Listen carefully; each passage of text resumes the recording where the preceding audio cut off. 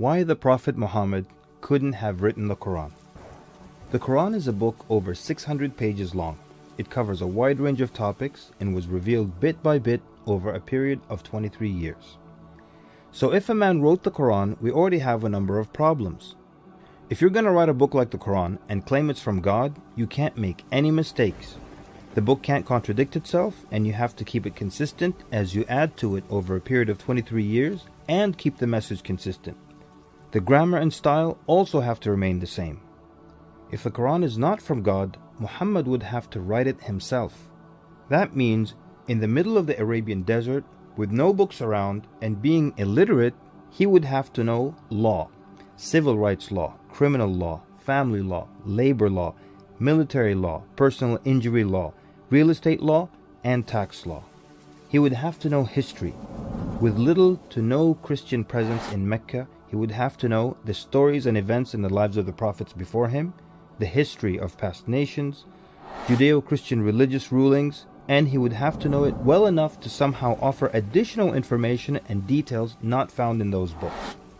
He would have to know how to develop a nation, how to start a government, know about worship and purification, invent dietary laws, know psychology, about raising children, arbitration, distribution of wealth, finance, and business.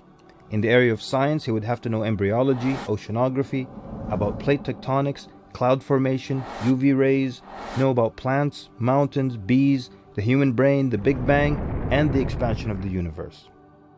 And in order to make the book complete, he would have to have knowledge of the future so he can write things that will happen in the years to come. He would have to be a time traveler in order to insert his name and mention in the Bible.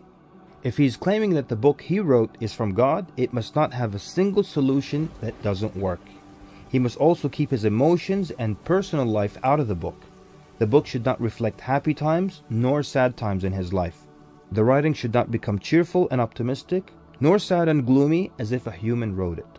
But when you read the Quran cover to cover, you can't sense when his wife died, when his daughters got married, when his grandchildren were born, when he was victorious, and when he was defeated. To anyone who examines the Quran, it becomes perfectly clear that there is no way a man in the desert 1400 years ago could have written such a book. But what if it were a committee of brilliant minds, a secret society that is in charge of correcting, updating, and rewriting the Quran over the years? Their job would be to make sure that the book appears to be accurate, has no mistakes or contradictions, and to keep updating it to agree with science and the changing world. If that were the case, then there would be other versions of the Quran. Due to edits and improvements, we would have new edited versions and old versions with mistakes. You would be able to detect different writing styles and influences from the different authors. The problem with all of that is, there is only one Quran. So one man didn't write it, and a committee didn't edit it, so where did it come from? What if clever devils dictated and influenced a man to write the Quran? The question then would be, what kind of devil calls to good behavior, worshipping God, honoring Jesus, giving to the poor, and warns of the devil? Any way you analyze the Quran, you come to a clear conclusion. It could not have been written by a committee, a devil, nor the Prophet Muhammad.